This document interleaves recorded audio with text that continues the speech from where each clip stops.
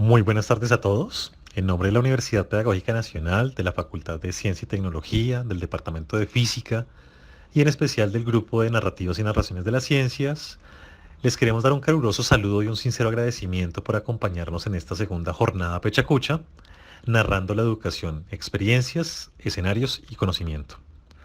Hoy queremos socializar y compartir intereses, experiencias y conocimientos, además de vínculos entre los participantes con el público, ustedes.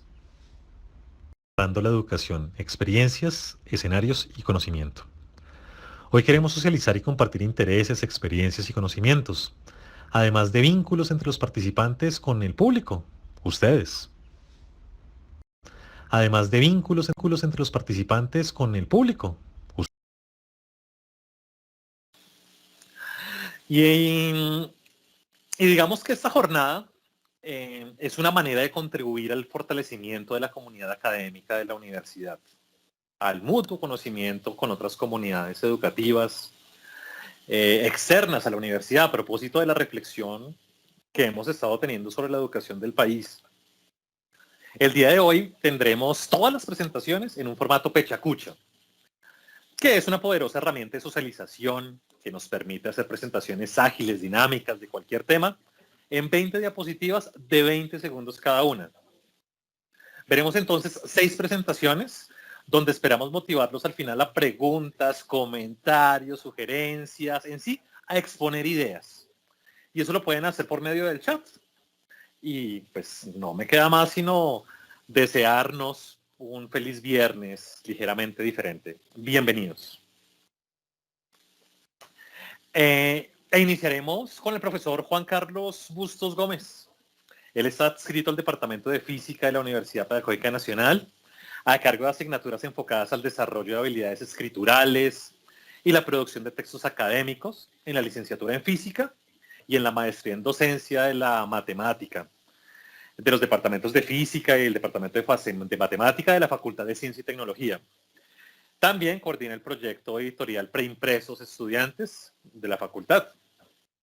Él tiene una presentación titulada Narrativas y Narraciones de la Ciencia. Nos muestra la ciencia como actividad social, cómo ésta involucra procesos comunicativos, así como el desarrollo de habilidades comunicativas que fortalecen la actividad pedagógica orientada a promover la comprensión. Parte del interés por explorar lenguajes narrativos y formas expresivas de campos diversos, así como las redes formales e informales de circulación del conocimiento, para vincularlas a las prácticas de la enseñanza de las ciencias. Profe Juan Carlos, bienvenido y continuamos con su presentación. Muchísimas gracias. Pues sí, narrativas y narraciones de las ciencias. Entonces, habría que señalar que una narración es un relato y una narrativa es un gran relato en el que se inscriben esos relatos específicos. Por lo tanto, pues digamos en las ciencias tenemos narrativas sobre las ciencias y relatos y narraciones que hacemos. Entonces, un aspecto importante es cómo la comunicación, o más bien, cómo todo acto pedagógico constituye en sí mismo un acto comunicativo. Por lo tanto, podríamos hablar de comunicación pedagógica. Y este es un asunto, digamos, de fondo interesante que valdría la pena señalar. Pues particularmente porque cuando hablamos de comunicación, hablamos de un qué, un cómo y a quién. Y aquí, pues, nuestro qué es la formación en ciencias, nuestro público son los públicos juveniles, los jóvenes que se vinculan al sistema escolar y que estudian ciencias, y la manera como lo hacemos es a través de procesos comunicativos que intentamos, sobre los cuales intentamos dar algunos detalles. Sobre la formación en ciencias, digamos que se remitiría a nuestro contenido, es muy importante entonces señalar que está mediado no solo por procesos comunicativos en general, sino por procesos lingüísticos, y que fundamentalmente esto tiene sentido porque el lenguaje constituye el medio para la comprensión. Nos enfrentamos entonces con públicos que tienen una sensibilidad formada en el contexto mediático e hiperconectado en el que vivimos, que ha generado que los niveles de atención sean mínimos, al igual que los niveles de concentración, y esto también ha hecho que se reduzcan como la posibilidad de posponer la gratificación confrontado con los procesos educativos. Entonces, nuestro interés es hacer investigación educativa sobre la enseñanza de las ciencias, con una intención de reflexionar sobre las prácticas y estrategias pedagógicas y en alguna medida aportar algún elemento para transformarlas. Y partimos de la hipótesis de que la ciencia es una actividad social. Entonces, los procesos comunicativos están vinculados fundamentalmente a procesos de comprensión mediados lingüísticamente, y aquí encontramos en esto que hay una relación entre forma y contenido. Entonces, la expresión, si bien también se hace en el medio lingüístico, lo que estamos señalando entonces es que esa expresión tiene que ver con la comprensión profunda de estos temas. Y la comunicación, habría que señalar, pues no es solamente verbal, también tenemos una comunicación no verbal. Pero aquí lo que quiero señalar es que entonces entendemos la comunicación como un proceso social, permanente, ¿cierto?, de interacción entre personas, y por eso no es solamente racional o verbal, sino también involucra los cuerpos, ¿cierto?, el gesto, la mirada, el espacio interpersonal. Todas esas son cosas que significan y nos dan una idea acerca de la intención de quien intenta, digamos, ejercer el acto o una actividad comunicativa. Y pues pienso que todo esto es relevante en el contexto de la educación. Y a propósito del lenguaje, pues habría que diferenciar entonces los dos ejes principales. Todo lenguaje tiene una estructura sintáctica que en últimas es una estructura lógica. Y, digamos, nos permite hacer combinaciones o un ejercicio combinatorio, pero también tenemos un nivel semántico que se refiere al sentido. Entonces, cuando intentamos dar cuenta del sentido, no son solo las palabras, sino la idea que subyace a esas palabras.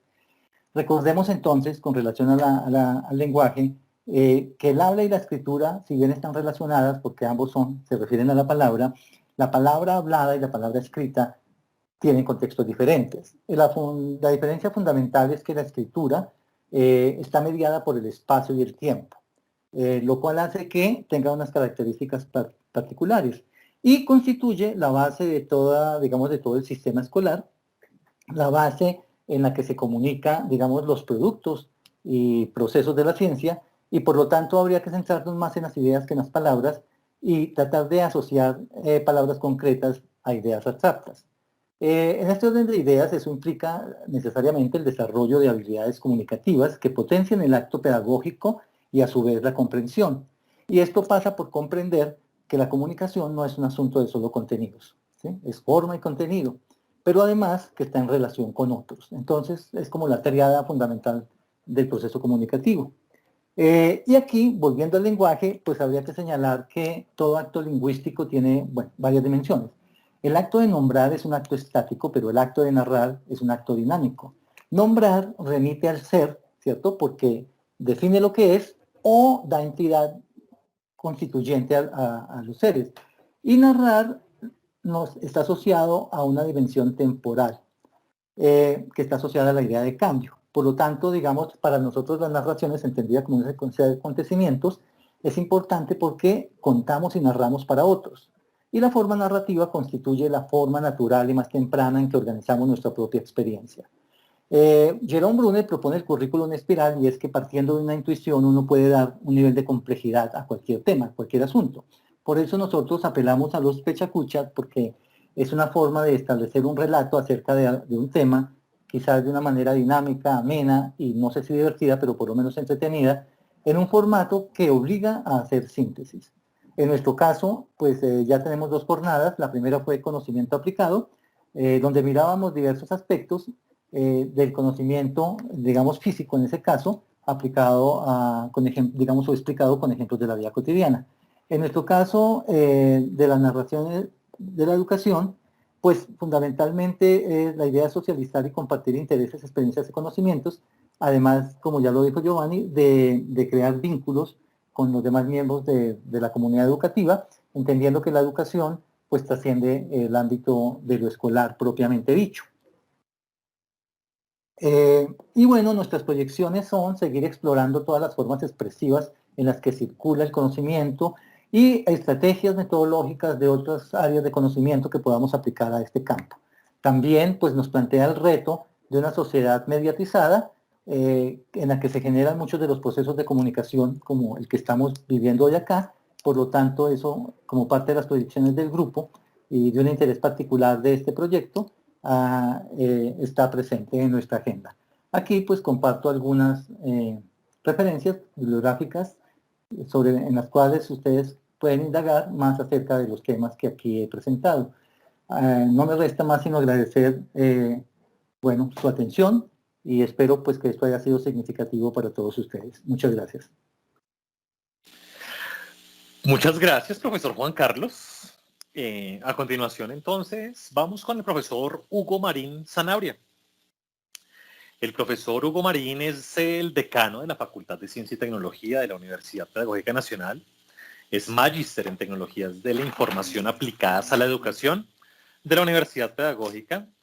También es especialista en matemática aplicada en la Universidad Sergio Arboleda y es licenciado en física de la Universidad Pedagógica.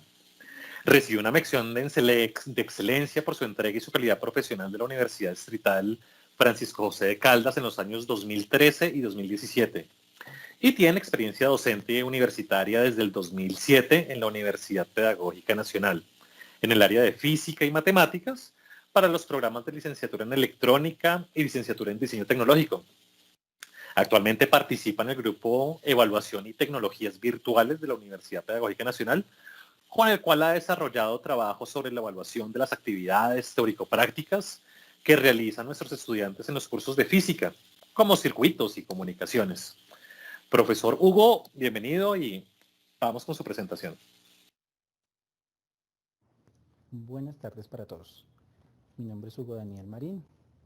En este caso, tanto como académicos, docentes, ciudadanos que somos, debemos tener en cuenta muchos elementos en particular sobre la actividad académica. Y en este caso, pues, nos vamos a preguntar acerca de la investigación. En todos los procesos académicos e investigativos que nosotros vivenciamos en el día a día, con nuestros profesores, nuestros estudiantes cuando hacemos la práctica educativa, con cada uno de los procesos que llevamos a cabo al interior de nuestros espacios académicos, los diálogos que tenemos con nuestros compañeros. Allí existen muchos procesos que se dan no solamente a partir de lo que nosotros vivenciamos en cada uno de esos espacios académicos, también es una cuestión donde nosotros realizamos una construcción individual o colectiva. ¿De qué? De conocimiento. Conocimiento que de una u otra manera nosotros podemos llegar a generar a partir de todo ese trabajo que realizamos en términos de los procesos de enseñanza-aprendizaje. Y ahí es donde debemos pensar en términos de la investigación formativa, dado que allí vamos a tener la posibilidad de pensar en términos de todo lo que nosotros hemos venido indagando, formalizando de una u otra manera dentro de nuestros espacios educativos y de una u otra forma va a verse reflejado en lo que nosotros logramos como práctica educativa, sea porque estemos con una institución pública, privada. Allí es donde nosotros podemos lograr vivenciar cómo son esas experiencias, cómo esa experiencia nos permite la posibilidad de generar dinámicas de trabajo en torno a la investigación. Y allí es donde uno se debe preguntar, ¿efectivamente tenemos investigación cuando realizamos nuestra práctica educativa?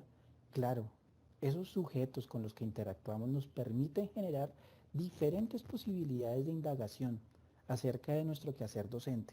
Entonces, allí es donde debemos también preguntarnos, ¿la práctica de aula es formativa? Efectivamente, en este caso, nosotros podemos considerar que esta práctica de aula y todo lo que nosotros logramos realizar en ella se puede considerar como investigación. ¿Por qué motivo? Porque siempre nosotros estamos en esa construcción colectiva. Construcción colectiva que también nos puede llegar a ese terror o esa conclusión de lo que nosotros llegamos a lo que es el trabajo de grado. Porque efectivamente cuando lo inscribimos nosotros decimos no, eso va a ser muy difícil, complicado. También podemos llegar a generar estrategias de trabajo que se puedan abordar desde no solamente los procesos académicos, sino que todo ello nos permita consolidar procesos académicos, procesos experienciales que hemos tenido en la práctica, procesos que hemos llevado a lo largo de nuestra formación y que nos permita la posibilidad de generar esos trabajos de grado que no solamente va a ser una cuestión de un trabajo en particular, sino que nos permita también la posibilidad de generar semilleros de investigación. ¿A qué me refiero con ello? Todo ese trabajo que realizamos, sea de manera individual o colectiva, con todas las posibilidades que tenemos dentro de lo que nosotros realizamos como parte de una institución académica,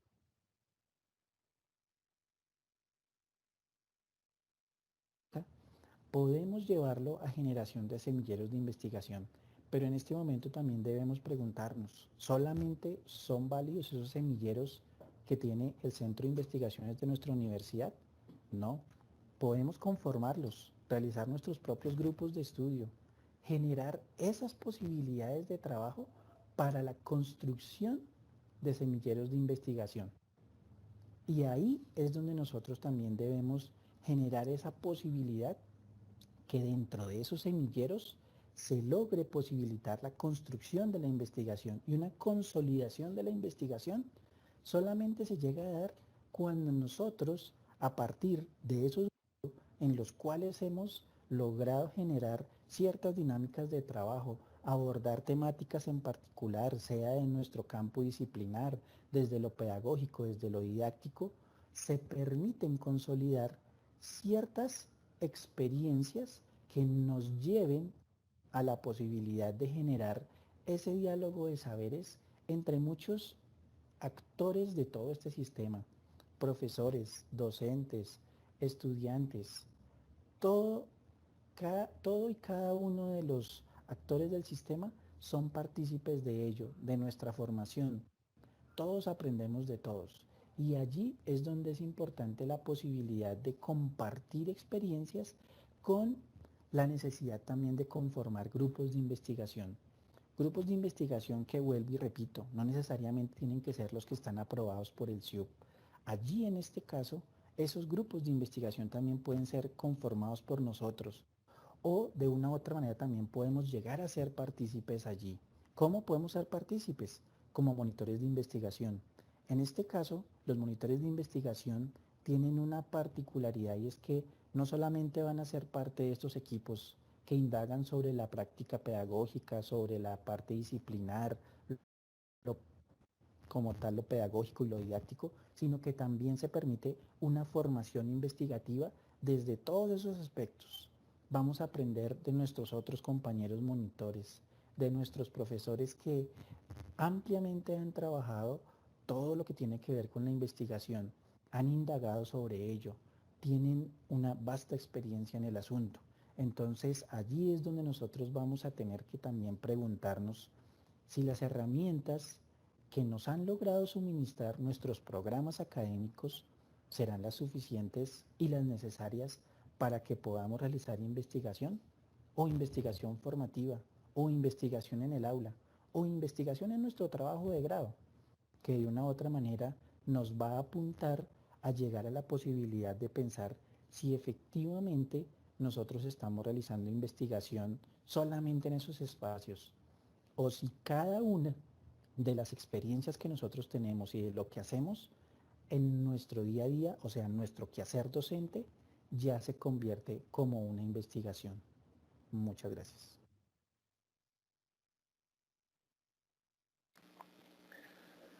Muchísimas gracias al profesor Hugo por la presentación. Ahora vamos con el profesor Giovanni Sierra. Yo actualmente estoy vinculado al Departamento de Física de la Universidad Pedagógica Nacional y soy el actual coordinador de la línea de profundización de la enseñanza de las ciencias desde una perspectiva cultural. A continuación, en la presentación TIC, Innovación y Tendencias Tecnológicas, la educación del futuro, hay un breve vistazo de cómo hay un grupo de tecnologías a nivel educativo que están alcanzando un grado de madurez bastante fuerte y que van transformando la realidad en el aula, haciendo casi obligatorio que los docentes en ejercicio las integremos en nuestras actividades del día a día. Y entonces es aquí donde uno ve que en menos de 20 años hemos pasado de una educación presencial desarrollada principalmente en el aula a múltiples opciones de formación en espacios digitales. Así las necesidades en el ámbito de la formación laboral también han cambiado. Para ello solo es necesario ver el crecimiento en la demanda del teletrabajo, de las clases virtuales y los nuevos perfiles laborales que derivan de la economía digital. Esto está requiriendo un cambio en el mundo de la educación, donde se encuentra ahorita en parte pues a la pandemia, pero también a causa de las nuevas tecnologías. Y con estas innovaciones de educación hay diferentes compañías, herramientas e insumos, como las credenciales e insignias digitales, que son diplomas, son medallas, son microcredenciales granulares que podemos compartir fácilmente, pero que requieren pasar por un proceso de verificación de autenticidad. Estos logotipos digitales es lo que ahorita está, digamos, llevándose por delante gracias a la inteligencia artificial, que puede que en los últimos años hayamos oído que ha crecido en pasos agigantados, pero lo cierto es que esta tecnología ha estado implementada en las aulas a nivel educativo desde hace mucho, pero falta muchísimo más. ¿Sí? Lo cual dice que cosas como la gamificación, por ejemplo, que es otra presentación que vamos a tener, no son solamente videojuegos. Podemos hacer juegos de mesa, de cartas, de dados, escape rooms, pero lo importante es mirar cómo esta ruta hacia los juegos puede generar en el aula un cambio bastante grande, como el cambio que ha tenido gracias al blockchain, que no es ninguna empresa, no es ninguna aplicación, sino es una forma completamente nueva de documentar datos, de datos inmutables, compartibles, con marca de tiempo, de lugar, y que son administrados por nadie más que por un grupo de computadoras, ¿sí? Y esto da paso, digamos, a asistentes virtuales, ¿sí? A estos chatbots que uno podría decir, vengan, pueden realizar tareas de gestión, de administración, y podría ser que nosotros los profesores nos enfocáramos en otras tareas totalmente distintas, porque gracias a la inteligencia artificial, esos asistentes virtuales pueden generar otras rutas, por ejemplo, como unas Internet de las cosas, donde uno dice, venga, tenemos distintos dispositivos en la casa, en el trabajo, en la calle, que nos pueden hacer un poco la vida más fácil. Y este Internet de las cosas, la idea es que no solamente estén desligados, sino que vayan a un cómputo afectivo. Es decir, gracias a esa inteligencia artificial podemos mirar el estado del ánimo, mirar la visión computacional a través de la voz, de audio, de sensores, para detectar, por ejemplo, depresiones, enfermedades que se dan a causa, entre otras cosas, por la inmersión, por esta inmersión de trabajo que no solamente es una realidad virtual y una realidad aumentada, sino que esta inmersión en la tecnología nos permite no solamente ver las cosas malas, sino tener, por ejemplo, hologramas, avatares, para generar una hiperautomatización de procesos que nosotros los docentes en el aula lo hemos visto últimamente, y es como ese aprendizaje automático, ese machine learning, son unos algoritmos que son capaces de aprender. Y cuando aprenden, esa hiperautomatización nos puede ayudar a nosotros a generar en el aula nuevas rutas de seguridad que van muy vinculadas con lo que estamos viviendo actualmente. Y es que esta seguridad informática no es solamente de correos electrónicos, de WhatsApp, de contraseñas, sino que el avance de las tecnologías también están evolucionando los riesgos. Y entonces debemos estar pendientes de esa ciberseguridad, por ejemplo, con la computación de borde. Nosotros generalmente mandamos toda la nube y a veces se demora en la descarga, la carga. Hombre, ¿por qué no podemos generar un poquito más de rapidez mirando que este almacenamiento de datos no sea una nube, sino sean dispositivos un poco más cercanos a nosotros? Pero para todo esto necesitamos una red o una computación que sea un poco más grande, que es la 5G. Ustedes saben que la velocidad y el ancho de banda de esta tecnología 5G pues nos va a permitir a nivel educativo poder transmitir y recibir conceptos mucho más rápido.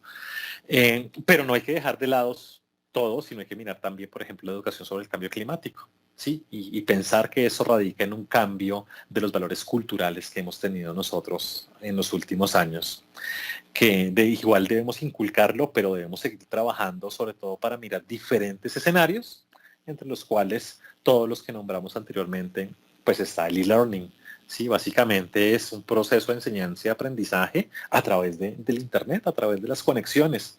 Eso es lo que nos condujo la pandemia y eso es a lo que estamos inmersos y eso es a lo que le debemos, pensaría yo, seguir trabajando y trabajando a lo largo de lo que nos quede de aquí para allá en nuestro proceso educativo.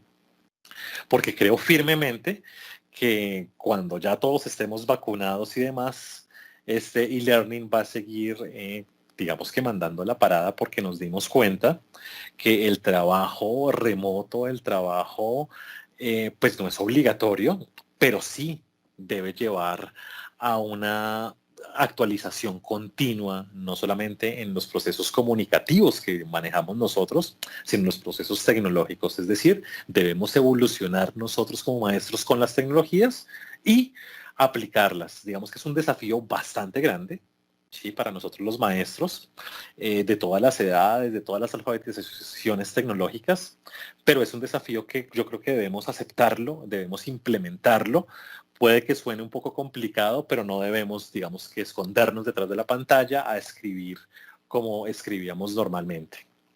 Y esa es la invitación a hacerlo, a estudiarlo un poco y pues darles las gracias a ustedes por esta puesta en atención de estos temas. Muchas gracias.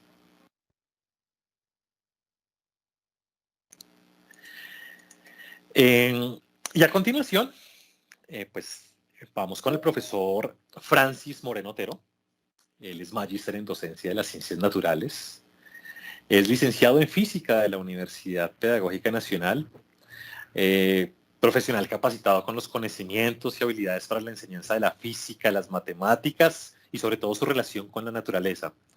Él actualmente es docente de física y matemáticas de la Universidad Pedagógica Nacional, es miembro del Grupo de Investigación Narrativas y Narraciones de la Ciencia del Departamento de Física, en el cual, pues como ustedes ya oyeron, promovemos espacios de divulgación en las ciencias. A continuación, en el Pechacucha, la gamificación en las clases de ciencia es una alternativa en tiempos de confinamiento. Francis nos deja vislumbrar cómo la enseñanza de las ciencias es considerada como una actividad cultural y social que necesita estar al corriente de nuevas metodologías para las nuevas generaciones. Es así que la gamificación se utiliza como una herramienta que permite diversificar los procesos de enseñanza y aprendizaje de los niños, los jóvenes y los adultos que se encuentran en formación. Bienvenido, profesor Francis, y muchas gracias por su participación. Bien, muchísimas gracias, profesor Giovanni. Bien, como lo acaba de señalar el profesor, y como bien se ha venido explicando en las presentaciones anteriores, pues hoy por hoy nos enfrentamos a nuevos retos, ¿no? A nuevos retos de comunicación, a nuevos retos de conectividad. Y todo ello particularmente, pues a nosotros que nos compete en las clases de ciencias, y bueno, no solamente en las ciencias, sino en general en la educación.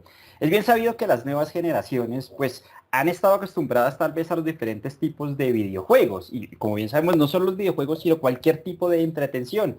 Claro, los videojuegos están desde los 50 y muchos jóvenes y adultos gastan bastante tiempo en este uso, ¿no? Jugando, estando allí en los videojuegos. Entonces, ¿cuál es la idea de la gamificación? Escoger aquellas herramientas de los videojuegos, de los juegos de mesa y utilizar todas estas herramientas de comunicación que tienen además y llevarlos a la educación. Ojo, no es llevar el juego como tal, sino llevar la herramienta del videojuego, la herramienta que nos permita a nosotros tener actividades entretenidas, agradables, significativas y que además le permitan a los estudiantes y a la comunidad en general construir estrategias en la resolución de problemas. Y si hablamos en resolución de problemas en las ciencias, pues bueno, todos, cada día en nuestras clases nos enfrentamos a diferentes desafíos, a diferentes retos. Entonces es vincular a los estudiantes a que se motiven ellos mismos y puedan enfrentarse a nuevos desafíos a partir de metodologías como la gamificación que tienen los videojuegos, de tal forma que la motivación sea la causa y además sea el efecto, que cada vez se estén retando. Claro, a veces jugamos en una consola y queremos pues obviamente ganar lo que fuera, pues esto lo podemos hacer también con nuestros compañeros. Entonces, la gamificación ofrece a la educación una ventaja de introducir lo que importa del mundo de los videojuegos, en este caso, a los procesos formativos, ¿no? darle esa herramienta a nuestros estudiantes de desafíos, de retos y por supuesto encontrar valiosas posibilidades en la educación para que se cambien y se transformen los ambientes de aprendizaje, que no sea simplemente un tablero, tal vez, o simplemente escuchar la voz de alguien, sino utilizar otras ayudas, ya sean visuales, otras ayudas, ya sean como puntos, ¿no? De tal forma que se puedan utilizar diferentes herramientas. ¿Cómo funciona esto? Primero, hay que conocer a nuestros estudiantes, conocer a nuestro público, porque no a todos les puede gustar los videojuegos, no a todos les puede gustar cierto tipo de videojuegos. Entonces, conociendo a todos, encontrando diferentes ideas, podemos empezar a construir diferentes modelos, diferentes esquemas para el videojuego. De tal forma que uno puede finalmente, que construye y define la población a la cual se encuentra trabajando, pues define ahora los objetivos de aprendizaje. Bien sabemos que no es lo mismo los objetivos que tenemos en un primer semestre, en un quinto semestre, en un octavo semestre, sino que todos podemos ir trabajando. Claro, esto no es solo para la educación básica, sino también para la educación universitaria. De tal forma que es allí donde el maestro tiene que empezar a estructurar la experiencia. Como bien lo decía el profesor Giovanni, esto es un reto para todos los maestros, porque aquí cada vez se está trabajando en la estructuración de planes de estudio para básica, para media, para círculos universitarios y hasta de posgrado.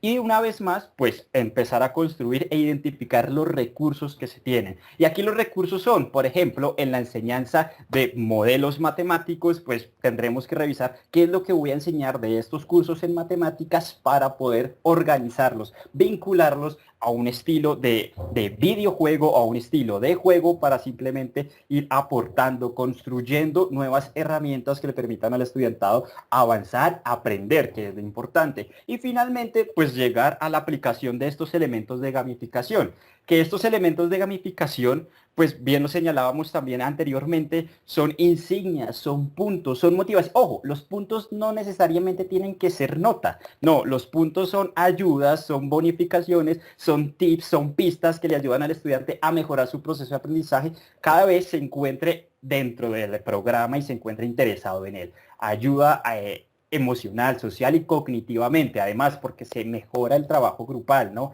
Se mejora el interés, además hay una disposición por aprender, ¿no? La implementación de estas estrategias de gamificación aumentan, como bien lo decía, la sana competencia entre los estudiantes. Y con la competencia se requiere ser cuidadoso, claro, porque puede que existan diferentes tipos de participantes en los videojuegos, puede que existan diferentes tipos de participantes en una sola clase, ¿no? Entonces, bueno, ahí existen ahora diferentes herramientas ya construidas desde la red, como Socrative, Cerebrity y algunas aquí que nosotros podemos ver que ya están diseñadas para llegar allí y poder organizar una sesión de clase, poder organizar diferentes retos, diferentes metodologías y algunas otras que nosotros ya conocemos como Kahoot, por ejemplo, que es una de las más utilizadas. Obviamente, esta herramienta en la cual hoy nosotros nos encontramos en Teams es una herramienta que bien utilizada puede ser, y bueno, no bien utilizada, sino mejor utilizada, puede ser muy provechosa para los procesos de aprendizaje.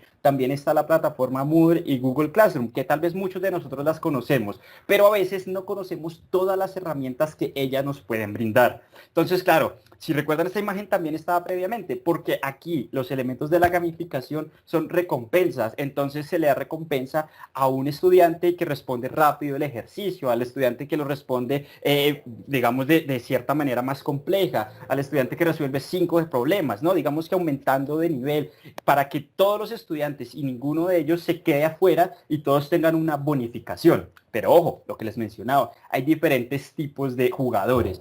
Aquellos killers que solamente quieren llegar de primeras, así no respondan bien, pero simplemente quieren acabar, ¿cierto? Hay algunos que solamente se centran en la clase por hablar, por charlar, son aquellos socializadores. Ahí están los exploradores que simplemente se dedican a observar qué es lo que pasa en el juego como tal y no se centran además en lo que realmente importa, que es el proceso de aprendizaje. Y están en los que se centran en conseguir los logros, no en buscar todos los logros que el maestro pueda llegar a componer. Y pues esto sí sería un inconveniente. Por eso hay que retomar las diferentes habilidades, aquellas 4, ¿cierto? Para poder ser un estudiante que además se encuentre dentro de la explicación y dentro del proceso de aprendizaje. a partir de la metodología de los videojuegos, es decir, de una gamificación. Muchísimas gracias por su atención. Profe Francis, muchísimas gracias. Vamos ahora con el profesor Jean-Paul López Sánchez. Él es egresado de la licenciatura en Física de la Universidad Pedagógica Nacional. Trabajó en la implementación de un currículo alternativo para la enseñanza de las matemáticas con las comunidades en condición de vulnerabilidad en la Fundación Sarai. También realizó sus prácticas pedagógicas en la Escuela Maternal de la UPN, en el diseño y ejecución de proyectos educativos para estimular el desarrollo de habilidades de pensamiento científico en niños de 3 y 4 años, y cuyas experiencias más significativas documentan un diario de campo que da origen a la presente presentación. Además fue monitor en el Centro de Tutorías del Grupo de Orientación y Apoyo Estudiantil GOAE de la universidad para apoyar a estudiantes de primeros semestres, tanto en aspectos académicos como en el ámbito universitario en general. Labor que desempeñó bajo el principio fundamental del respeto. Y en su presentación titulada Ciencias en Preescolar, Paul indaga sobre el desarrollo de las habilidades de pensamiento científico para estimular el espíritu investigativo en niños con edades de 3 y 4 años de la Escuela Maternal de la Universidad Pedagógica Nacional.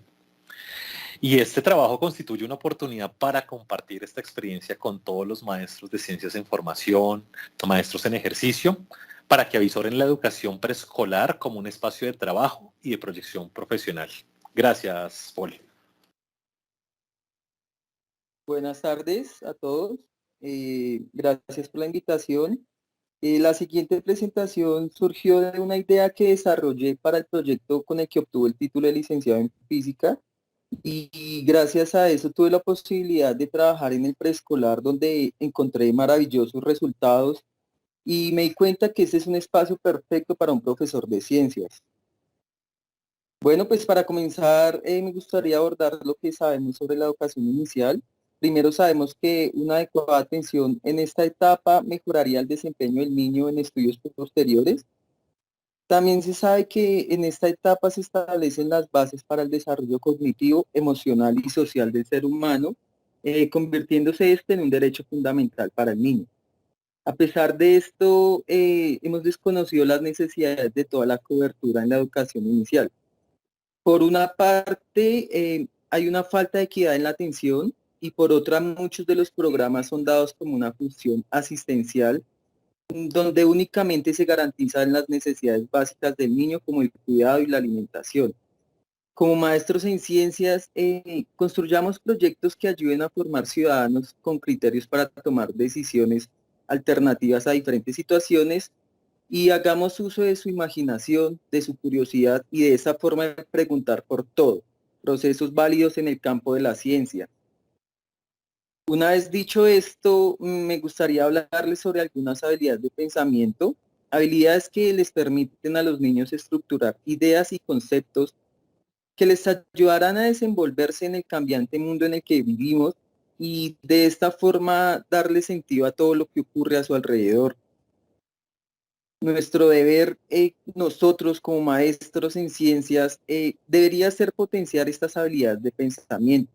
Utilicemos situaciones donde los niños se enfrenten a diario y generemos algún conflicto en ellas. De esta forma, sí, los niños podrán revelar todo aquello que es nuevo para ellos. Debemos también, pienso que debemos aprovechar que en esta edad todo es nuevo para ellos y que todo está por descubrirse. Entonces, nosotros concentremos nuestra atención en aquellas cosas que los asombran y aprovechemos su curiosidad. Una herramienta esencial que genera incesantes preguntas que estimulan su formación científica. El asombro, la curiosidad y la pregunta son habilidades inherentes de los niños, propias de un científico y herramienta pedagógica para llegar al conocimiento. Pero estas capacidades de pensamiento científico no se van a desarrollar de forma espontánea. Nosotros debemos cultivarlas con cuidado en el proceso de la educación. Bueno, continuando con la presentación, me gustaría exponerles algunas ideas que surgieron a partir del conocimiento de estas capacidades. Ideas donde la exploración y la curiosidad fueron el eje fundamental de la investigación, usando como herramienta principal la observación. llegando a tomar un papel muy importante. Richard Feynman, Nobel de Física, nos cuenta que a pesar de muchas equivocaciones, de vez en cuando aparecía una nueva comprensión, algo a lo que ya estaba acostumbrado a esperar de las observaciones desde que él era un niño. Él aprendió que todas las observaciones valían la pena. Ya desde la mirada de la física, pensé entonces en situaciones diarias que viven los niños. Y de esta forma creé proyectos como Lucero y el misterio de la luz y la sombra, el suelo como un ecosistema vivo y la física en las habilidades de los animales del Amazonas, estos en la escuela maternal de la universidad. De manera articulada, vinculé estos proyectos apoyando las actividades de aprendizaje diarias de la escuela. Creé y ambienté espacios para su desarrollo y esta fue una labor que requiere más esfuerzo del que realmente pensaba. No es tan fácil como lo creía realmente. De esta forma fue así como nació Lucero con el misterio de la luz y la sombra. También exploramos el suelo de la escuela y nos dimos cuenta de la cantidad de vida que alberga. Y además de esto conocimos las magníficas habilidades de algunos animales que habitan el Amazonas, vistas con los ojos de un pequeño científico. Ya para terminar, me gustaría contarles algunas experiencias que tuve con los niños. En cada una de las intervenciones comprobé claramente que estas capacidades en los niños están presentes. El asombro, uno de los recursos fundamentales con los que cuenta el niño para crecer y desarrollarse, fue el más claro de todos. Lo evidencié durante la exploración del suelo en el momento que encontramos insectos y cuando ellos observaban, reconocí el asombro en sus rostros y la felicidad que los invadió todo el tiempo. Fue algo nuevo para ellos y algo que ellos mismos acaban de descubrir. Utilicé su curiosidad como un camino inicial para emprender la búsqueda de explicaciones acerca del fenómeno de la luz a través de un personaje al que llamé Lucero. Este personaje lo sumergió en una búsqueda profunda sobre los fenómenos que lleva consigo la luz y la sombra. En una de esas actividades que hice pasar un rayo láser por una caja vacía para evidenciar que la luz es visible e invisible a la vez. En esa actividad un niño muy curioso metió su cabeza en la caja en busca de la luz láser, pero él no vio nada. Los demás niños sí observaron que la luz láser se reflejaba en su rostro. Con su curiosidad y sus deseos de saber, muchas preguntas se han dado lugar. Durante la exploración en el Amazonas, se preguntaron qué es el agujero que el delfín rosado posee en su espalda y para qué funciona. De esta manera encontraron una maravillosa habilidad con la que el delfín se moviliza y se ubica bajo el agua. Esta fue una excusa perfecta para hablar sobre la ecolocalización y las ondas. No cambió la diapositiva, pero bueno. Fue una excusa perfecta para hablar sobre la ecolocalización y las ondas. Ya está.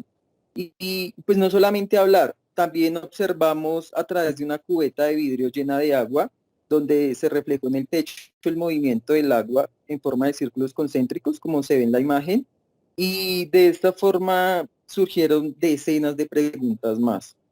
Mi intención con esta presentación fue mostrar el espacio maravilloso que encontré en el preescolar, ideal para un maestro en ciencias, con el cual podría formar a futuros ciudadanos capaces de razonar y pensar por sí mismo las soluciones más elegantes a los problemas de la vida cotidiana. Si les llegó a interesar este proyecto, me gustaría invitarlos a leer Descubriendo el Mundo con Pequeños Exploradores, una propuesta para el maestro en Ciencias en la Educación Inicial, publicado por la revista Preimpresos de la Universidad Pedagógica Nacional. Eso es todo, muchísimas gracias. Muchísimas gracias, Paul. Por último, el profesor Víctor Andrés Heredia. Él es docente del Departamento de Física de la Universidad Pedagógica Nacional, con intereses en distintas áreas de la física, como la astronomía, la óptica, la física aplicada, y cómo desde esos aspectos se pueden llevar al aula la enseñanza de las ciencias. En su Pechacucha, un breve vistazo a la astronomía en la historia, hace una mirada de cómo la astronomía ha estado presente durante el desarrollo de la humanidad y cómo influyó en las distintas culturas y periodos de tiempo de las culturas predominantes, como los babilonios, los egipcios, los griegos, entre otros, mostrando la importancia para ellos de la medida del cielo para diferentes aspectos y cómo su mitología estaba orientada en el conocimiento y las observaciones del cielo. También hace un recorrido por las culturas en los distintos continentes y cómo, aunque estaban distanciadas en tiempo o espacio, tenían concepciones de la medición del tiempo muy similares, finalizando con la importancia de la astronomía hoy en día. Profe Víctor, muchas gracias. Bueno, muchas gracias, profesor Giovanni. Sí, el día de hoy les quiero hablar un poco alrededor de la astronomía, pero pues antes es importante hacernos una pregunta y es, ¿a mí para qué me sirve mirar el firmamento? ¿Yo qué gano con mirar el cielo, con mirar todas esas estrellas, todos esos objetos que brillan durante la noche en un cielo despejado? Pero pues en su momento no fue solamente una pregunta, fue una necesidad. ¿Necesidad de qué? De poder saber cuándo se hacía una siembra, cuándo se realizaba una cosecha, para poder definir los días de celebración hacia las deidades, hacia los diferentes dioses, en los diferentes mitos de cada uno de los momentos históricos. Más adelante para podernos posicionar dentro de nuestro planeta, en qué lugar. Pero también, por ejemplo, mirar al cielo nos sirve para verificar y revisar en qué momento cambian las estaciones. Claro, eso en países estacionarios. Nosotros tenemos temporadas, entonces en qué momento tendríamos temporada seca, temporada de lluvia. Mirando el movimiento de las estrellas, mirando, por ejemplo, en qué momentos habían los animales sus movimientos para poder definir las temporadas de caza. Y bueno, la astronomía estuvo inmersa durante el desarrollo de la humanidad, teniendo los babilonios, los chinos, los egipcios, los mayas, entre muchas otras civilizaciones, que tenían tres aspectos en común. Tenían una mitología alrededor de la astronomía, tenían una medición del tiempo que intentaban dar cuenta con el que intentaban dar cuenta de él. Y por ejemplo, entonces los babilonios, su mitología se basaba principalmente en el agua, que se describe muy bien en el mito de la creación, en el poema Euma Elish, que dice, hay dos dioses creadores, el dios del agua dulce y la diosa del agua salada, y la interacción de ellos dos hace que se den diferentes deidades que crean todo lo que conocemos. Y pues sus escritos y sus observaciones nos pueden dar cuenta que ellos tenían nociones de geometría, mirando el movimiento, la trayectoria, el periodo y los elementos que veían en el cielo. Un desarrollo matemático en el cual podían entender lo que veían. La mitología china, entonces, que trataba alrededor de un elemento quieto y un elemento móvil, el yin y el yang. El agua se movía y la tierra se quedaba quieta, y cómo esa interacción entre ellos dos generó la vida. Su concepción era que vivíamos en una esfera donde todos los elementos se movían. Y pues pudieron desarrollar o desarrollaron una medida del tiempo, donde tenían 12 constelaciones divididas en 28, con 28 segmentos, donde tenían un calendario lunisolar un calendario solar con 5 años, un ciclo de 5 años y 12 meses, con 29 y 30 días alternados, donde algunas veces subían, agregaban o quitaban días.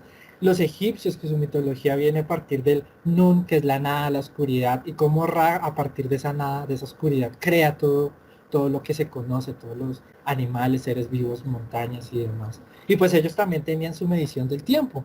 Medían, por ejemplo, 365 días en el año, que los dividían en 12 meses de 30 días. Pero pues 12 meses en 30 días no me da 365. Ellos agregaban 5 días que eran única y exclusivamente para sus dioses, para sus deidades, que estaban fuera de todo contexto, que eran días sagrados, se podría decir. Más adelante entonces tenemos a los griegos, que heredamos toda la cultura de ellos, de ahí pues nuestra medida del espacio, de eso que vemos en el cielo, que es a partir de sus 12 constelaciones. Su mitología se basa también en el movimiento de las estrellas, la concepción que tuvieron de cómo se veía el cielo.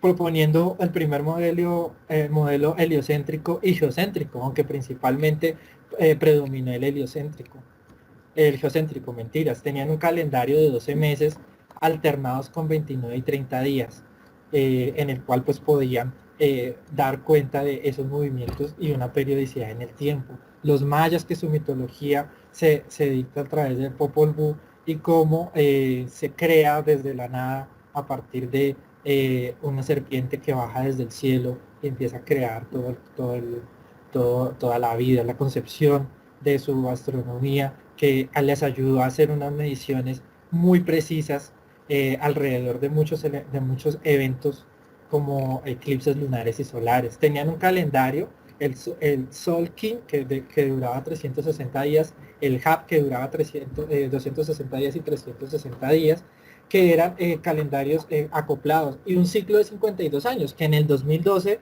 pues terminaba el último ciclo que ellos habían definido, pero pues simplemente es porque no pudieron terminar más. Pero pues estas son algunas culturas, podemos ver muchísimas otras. En América, por ejemplo, los incas, los aztecas, múltiples observatorios que se han conocido, incluso acá en Colombia tenemos 3 o 4 observatorios precolombinos de algunas culturas que habitaron. En Europa los pueblos primitivos también tenían sus propios observatorios para medir el tiempo, para medir el cielo. Stonehenge es el más icónico. En Asia pues están la India, el imperio persa, todas esas culturas que también tuvieron grandes avances, grandes observaciones que ayudaron y a que aportaron en algún aspecto todo lo que conocemos de astronomía, que fueron absorbidas por otras culturas en su momento. Pero entonces, bueno, si ya todo eso se sabe, si ya tenemos un movimiento, una medida del tiempo, una medida del espacio, pues viene otra pregunta, o me generaría otra pregunta, y es, ¿en qué momento por qué ahorita, por qué es importante, creo que se quedó la diapositiva quieta? Ya. ¿Por qué es importante entonces tener astronomía en la actualidad, astronomía contemporánea? Y entonces podemos darnos cuenta que la pregunta con la cual empezamos a mirar el cielo sigue siendo importante, y es, bueno, ¿cuál es nuestro papel? ¿Cuál es nuestro lugar en el universo? ¿Somos en verdad los únicos seres que han sido capaces de relacionarse con sí mismos, de reconocerse a sí mismos? ¿Existe vida en otros lugares? ¿Existe vida en otros planetas? Esa es una pregunta muy importante, pero otra pregunta muy importante es, bueno, ¿y qué es lo que nos hace especiales? ¿Qué es lo que nosotros conocemos? ¿Cómo lo conocemos? Entonces vienen preguntas alrededor de la física de las cosas. ¿Por qué estamos donde estamos? ¿Por qué nos desarrollamos de la manera? Biología, entonces, ¿será que sí existen organismos unicelulares, pluricelulares en otros lados? Cuando nosotros conocemos y reconocemos solamente una forma de vida, que es la basada en carbono y en el agua. Entonces, nuestras teorías es que todo planeta que puede contener agua en principio contiene vida, pero ¿qué pasa si existe otro tipo de vidas basadas en otros elementos químicos?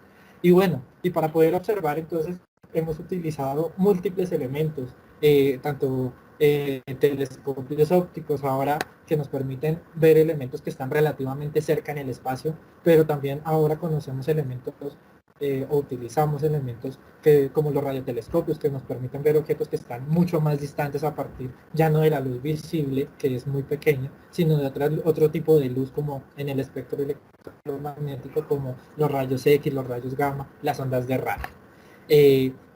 Entonces eso era lo que les quería mostrar, y ver que efectivamente la astronomía pues aún está muy arraigada a nosotros. Aún tenemos muchas preguntas alrededor de lo que inicialmente nos preguntamos, y es dónde estamos y cómo estamos en el universo. Muchas gracias a todos. Profesor Víctor, muchísimas gracias a todos por acompañarnos. Digamos que hasta que hemos visto varias presentaciones en astronomía, preescolar, la gamificación, las tendencias y tecnologías, la pregunta acerca por la investigación, y sobre todo cómo es esos procesos narrativos y de narraciones que nosotros hacemos no solamente a nivel educativo, sino a nivel en general, y permite esto ver una pluralidad de posiciones de trabajos que se hacen el día a día, que algunas veces no tienen una divulgación, y que la idea de este espacio es encontrar y compartir esos intereses, esas experiencias, esos conocimientos, ¿sí? Sobre todo que si alguno de ustedes, los acá presentes, quieren interactuar con nosotros, con los participantes, pues no duden en escribirnos acá en el chat, no duden en mandarnos un correo electrónico para poder, pues, digamos que compartir cada una de nuestras experiencias. No sé si alguno de los participantes tenga alguna pregunta o algún comentario para algunos de los ponentes, de los participantes.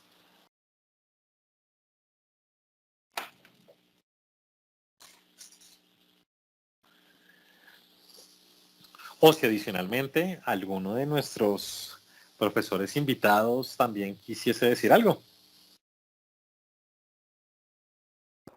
De mi parte, agradecer a todas las personas que aceptaron esta invitación, tanto las que hicieron las presentaciones como las personas que asistieron a presenciarlas. Pienso que son espacios y posibilidades de encuentro que no deben desecharse, que no deben subvalorarse, porque toda posibilidad de encuentro lo que está recalcando es que somos fundamentalmente seres sociales y que esa constituye la base no solamente de lo que somos, sino que también es lo que garantiza y permite que se haya desarrollado y que se siga desarrollando el conocimiento y todos los procesos educativos, ¿no? Por eso, pues justamente creo que una de las cosas importantes que siempre se señalan es la dimensión social y cultural de la ciencia, de la enseñanza de las ciencias, la dimensión social y cultural de la educación, y por lo tanto, pues no perder de vista que todo esto está conectado, ¿sí? Nos hemos forjado en una cultura de la disociación, quiero decir, de la fragmentación, de los saberes especializados que hasta cierto punto pues, nos han permitido avanzar a un nivel de profundidad y de densidad muy alto, muy grande, y ha permitido pues, grandes logros en el desarrollo del conocimiento y la técnica, pero por otro lado, pues valdría la pena no perder de vista cómo se conecta una cosa con otra. Pienso que a la raíz de muchos problemas álgidos que nos aquejan hoy día como ciudadanos de este planeta, pues tienen que ver con eso, ¿no? Por ejemplo, el calentamiento global es algo frente a lo cual, pues sí, deben hacer los gobiernos, los estados, los políticos, pero pienso que también es una acción posible de los ciudadanos del común, o sea, de todos y cada uno de nosotros, hacer algo frente a situaciones como esas. Y entonces el conocimiento nos debe servir para entender mejor el mundo y para poder incidir sobre él, obviamente, desde una forma positiva, constructiva y proactiva.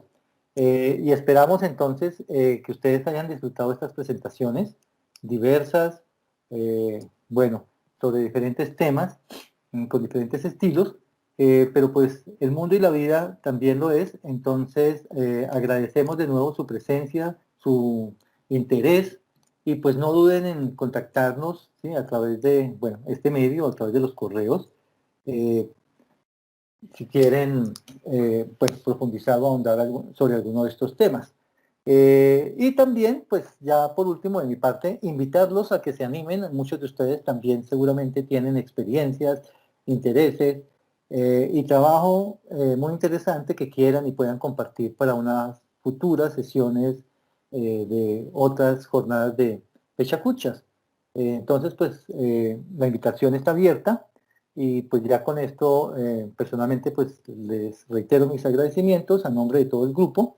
Y pues esperamos entonces que haya sido de su agrado y sobre todo que haya resultado fructífero, ameno y agradable, un poco como resulta la promesa de los Pechacuche en esta jornada, en esta segunda jornada. Bueno, muchas gracias. Giovanni, no sé si usted quiera hacer una última intervención o si alguien pues quiere participar, adelante. No sé si alguien quiere decir algo. Y mientras se animan, pues no, extenderles las gracias por apartar un pedacito de su viernes para poder escucharnos.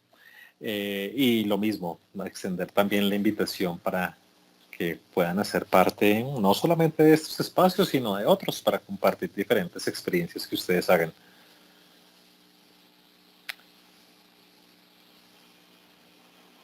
Listo. Vanessa levantó la mano. Pues yo solamente quería dar las gracias, de verdad estos espacios se aprecian bastante. La verdad no esperaba que este viernes pues se iba a hacer esta actividad, fue así de repente, una hora antes. Y la verdad estoy totalmente agradecida que nos haya compartido el profesor y espero que sigan pues compartiendo estos espacios y que se repitan. Muchas gracias, Vanessa. No, complementando lo que dice Vanessa, yo también opino pues que este es un espacio creado por el grupo de narrativas y narraciones para que todos tengamos voz desde las diferentes, pues, los diferentes conocimientos que tenemos. Puede ser el estudiante de primer semestre, el estudiante de décimo semestre, siempre hay un conocimiento, siempre hay algo que podemos comunicar a los demás que puede ser interesante, llamativo, importante para su reconocimiento y quien quita su reproducción, como por ejemplo el trabajo que nos mostraba Paul alrededor de esos procesos de descubrimiento con los niños que muchas veces se nos olvida que esa capacidad de asombro pues es muy importante en la ciencia y qué mejor manera de promover el asombro que con los niños, con los pequeños, en el caso por ejemplo de Paul.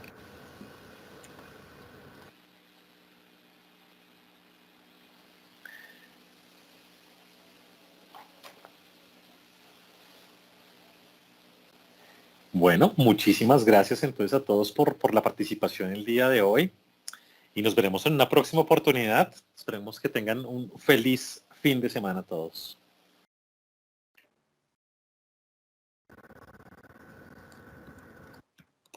Hasta luego, Muchas muchas gracias. gracias. Vale, sí, Muchas muchas gracias. gracias.